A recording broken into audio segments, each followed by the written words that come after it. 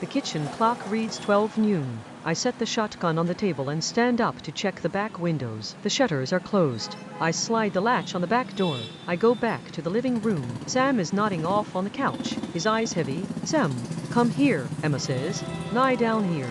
I lay him down beside her. She covers him with a blanket she finds in a cupboard. Sam closes his eyes and is asleep within seconds. You should rest, I say. I can't. At least sit down. Emma sits on the couch, her legs stretched out over the armrest. I watch her while I lean my back against the wall beside the cabin's front window. Do you think Valeria will make it? She asks. She said she would come. And if she doesn't?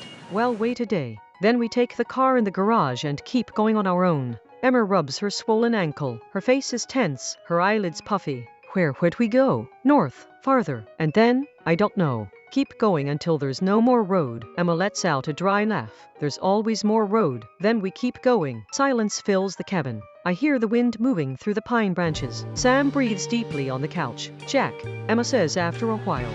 Thank you. For what? For not giving up. I look at her. Her eyes are wet, but she doesn't cry. You didn't give up either, I say. No, I didn't. The sun warms the window. I run my hand along the shotgun barrel. The metal is cold. I look at my wife and my sleeping son. Emma is right. I didn't give up. But I don't know if I can handle what's still ahead. Outside, an engine sounds in the distance. I tense up. I listen. The sound grows closer. Stay here, I say in a low voice. I take the shotgun and move to the window. I pull the curtain aside with my fingertips. A black car rolls slowly along the dirt path. Dust rises behind its tires. It slows to a stop in front of the cabin. I tighten the stock against my shoulder. The car stops. The engine idles. The driver's window rolls down slowly and a brown hand reaches out, waving. It's Valeria, Emma says behind me. I lower the shotgun. I open the door and step onto the porch. The air smells like gasoline and pine. Valeria turns off the engine and opens the door. She's wearing the same black leather coat. Her hair is tied back in a ponytail. She gets out and looks at me. Are they okay? She asks. Yes. Sam and Emma? Inside. Valeria nods. She walks toward the entrance and stops in front of me. We need to talk, she says quietly. Mitchell crossed the border. She arrived in Winnipeg this morning.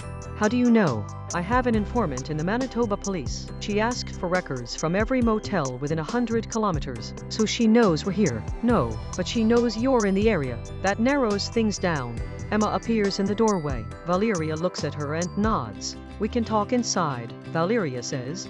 I have a plan, but it's not simple. We go back into the cabin. I close the door and slide the latch. Valeria sits in the chair by the table. She rests her elbows on the wood. She has deep dark circles under her eyes and tight skin. Mitchell isn't alone, she says. She brought 2 federal agents. She convinced someone that you're a public danger. And the organization, they have people here too.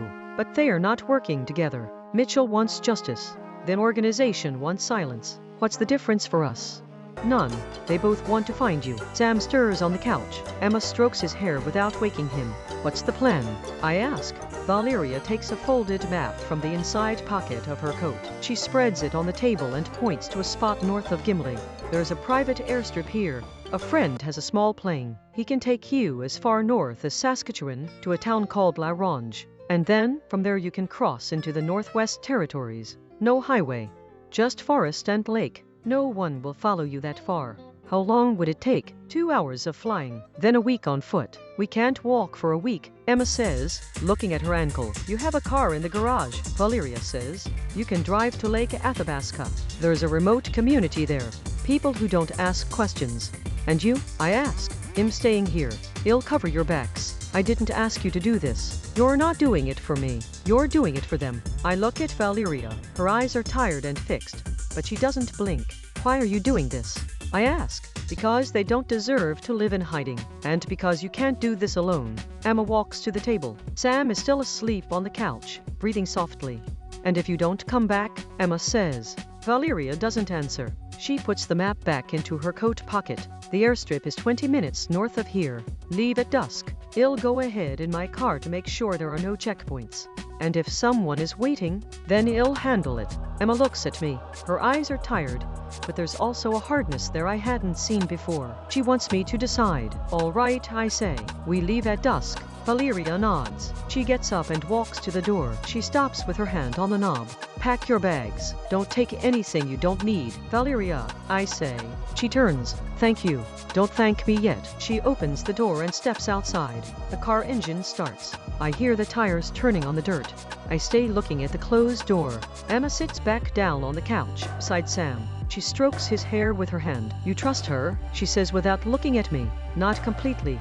Then why agree? Because I don't have another choice. Emma lifts her gaze. She holds my eyes for a few seconds. Then she nods slowly. I'll pack the bags, she says. Emma gets up carefully from the couch so as not to wake Sam. She walks to the backpack we left by the door and opens it. She checks inside. The clothes, the plastic bag with the bandages, the empty water bottle. We need water, she says. There's a tap in the back garden. Is it safe?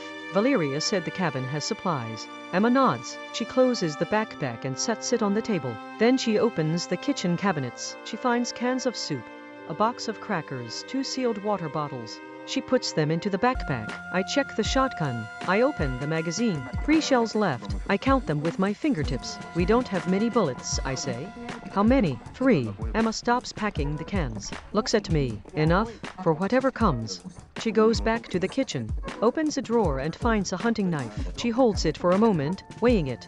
Then she places it beside the backpack. Just in case. Good idea. Sam is still sleeping on the couch. A fly lands on his forehead and he brushes it away without opening his eyes. We should rest a bit before we leave, Emma says. The 2 hours until dusk are going to be long. You rest. I'll keep watch. Jack. Emma. She goes quiet for a moment. Then she nods and sits on the floor, leaning her back against the wall. She closes her eyes. Wake me if anything happens, she says. I will. I sit by the window. I place the shotgun across my legs and look outside. The sun slowly moves west. The pine shadows stretch across the overgrown yard. 2 hours left until dusk. In 2 hours we'll be at the airstrip, or maybe we'll never make it there. But for now, I'm here, sitting in this wooden cabin, watching the light change over the land, and listening to my family breathe in their sleep.